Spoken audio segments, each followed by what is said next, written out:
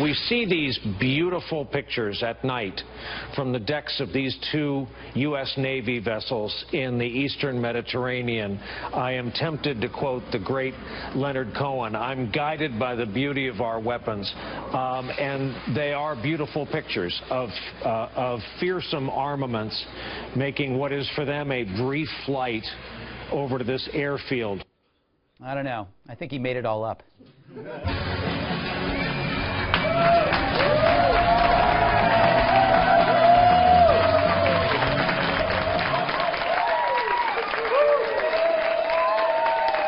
He told Bashar that he went too far. Tonight I ordered a targeted military strike on the airfield in Syria from where the chemical attack was launched. I call on all civilized nations to join us in seeking to end the slaughter and bloodshed in Syria. See, now that's what you call a red line. On Tuesday, the world was sickened by the deadly gas attack on the people of Syria, many of them children. President Trump was no exception.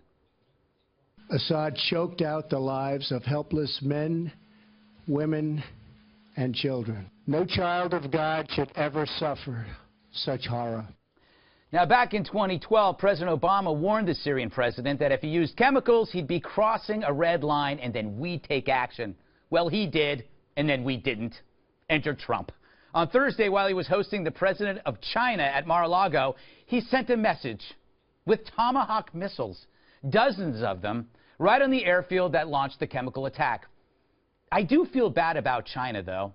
As the prime minister finished dessert, Trump bombs a country. It's like finding out your date was texting someone else throughout dinner.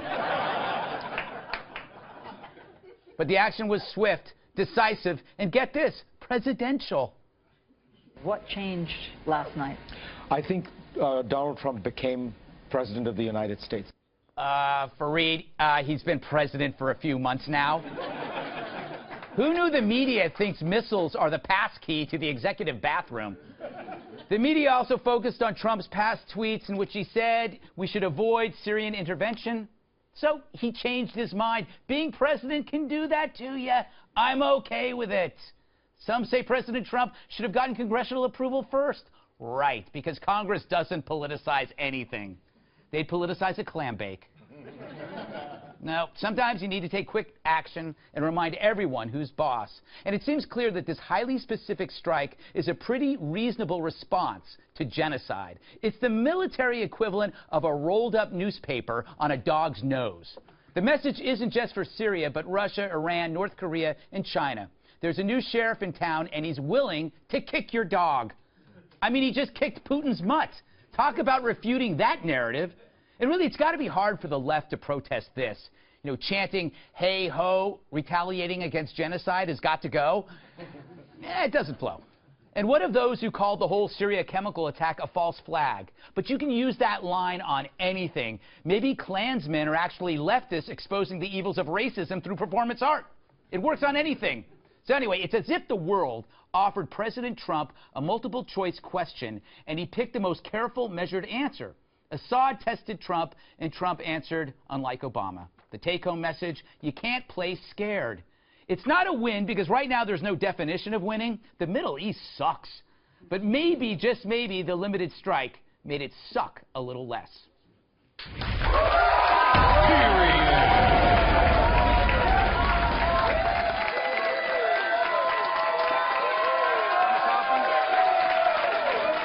right. Let's welcome tonight's guest.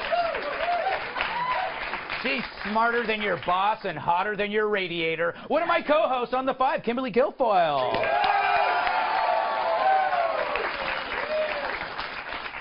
He's deadlier than a bulldog's fart. Oh, my God. Former Navy SEAL who killed Osama bin Laden, it's Rob O'Neill.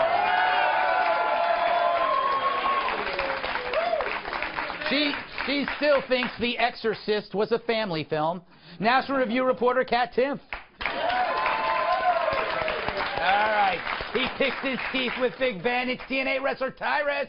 All right. right, I got to go to Rob first because you seem like an expert in such matters. Did Trump do the right thing, and why? No doubt about it. He did the right thing just because a message needs to be sent. It's the truth. He enforced a red line that President Obama put in place and didn't do anything about. Right. And it's a message that needs to be sent. It's not. I mean, it's not just to Bashar al-Assad or Kim Jong-un. It's to Iran. It's one of those things that, like, we need a deterrent, and sometimes in order to deter people, you need to smack them. And I'll be honest, at this point, if anyone needs to have their pants pulled down and smacked on the ass, is Vladimir Putin. Yes. Although I am a close second. But you like it too much. Yes, Kimberly, I've been a very bad boy. Always. You know, Kimberly, you know, Yeah. this is the kind of language that the world's worst people understand. It's not like Esperanto. There's no universal language of love. Sometimes diplomacy needs a big stick. Right. Well, absolutely. You know, strength through power, peace through power. But I think this was a long time coming, as we know, because there was a failure to act by President Obama. He drew a red line. And now what we have with President Trump is, I do believe it is America first, that he stepped in to say, hey, we're not going to allow a leadership, a vacuum anymore. We're in charge. He's a man that is not afraid to act unilaterally and go solo.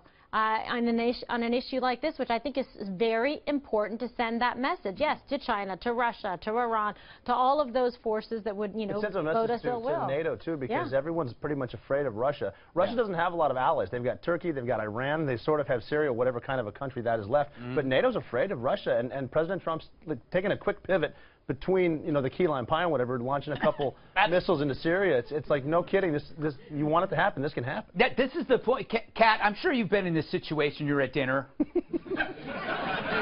And you think things are going well, and then an hour later you realize the guy that you're with is bombing another country. Only once, but it was a rough night.